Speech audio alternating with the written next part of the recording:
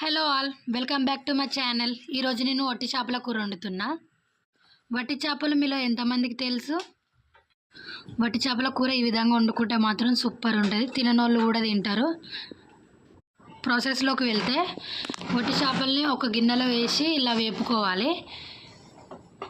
కొంచెం మంచిగా వేపుకున్న తర్వాత వాటికి తలకాయలు తీసేసి ఒక 3-4 టైమ్స్ చాలా నీట్గా మంచిగా కడుక్కొని పక్కకు పెట్టుకోవాలి.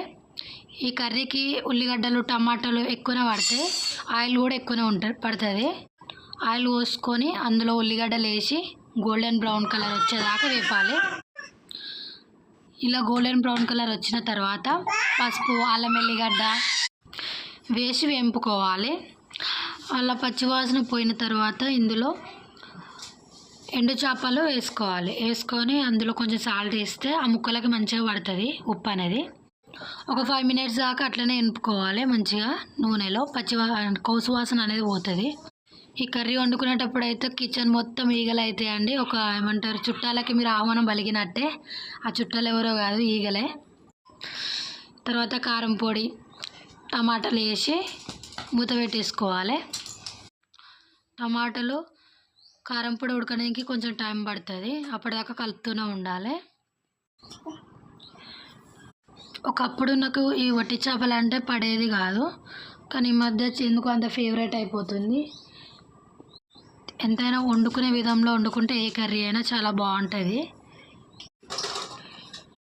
ఎందుకంటే మా తాతయ్య కానీ మా బాపమ్మ కానీ వండినప్పుడు తినకపోతుంటేనే, కానీ ఇప్పుడు మంచిగా లాగించేస్తున్నాం. ఇలా దగ్గరకు ఉడికిన తర్వాత మీకు కావాలనుకుంటే కొత్తిమీర వేసి దింపేసుకోవచ్చు. కానీ మాకు గ్రేవీ ఉండాలి, వాటరీగా ఉంటేనే కొంచెం మంచిగా అనిపిస్తుంది. అందుకే నేను వాటర్ పోసుకున్నాక ఒక 5 to 10 మినిట్స్లోనూ దగ్గరకు వచ్చేస్తుంది కర్రీ కూడా. ఇందులో కావాలంటే మసాలా వేసుకోవచ్చు, వేసుకోకున్నా పర్లేదు. లాస్ట్కి కొత్తిమీర వేసి దింపేస్తే టేస్ట్ మాత్రం సూపర్ ఉంటుంది. మీరు ట్రై చేయండి.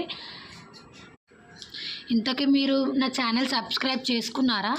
చేసుకోలేదంటే వెంటనే చేసుకోండి. ఇలాంటి వంటలు ఇంకెన్నో మీకు చూపిస్తూనే ఉంటాను. Okay, bye. మరి ఉంటాము.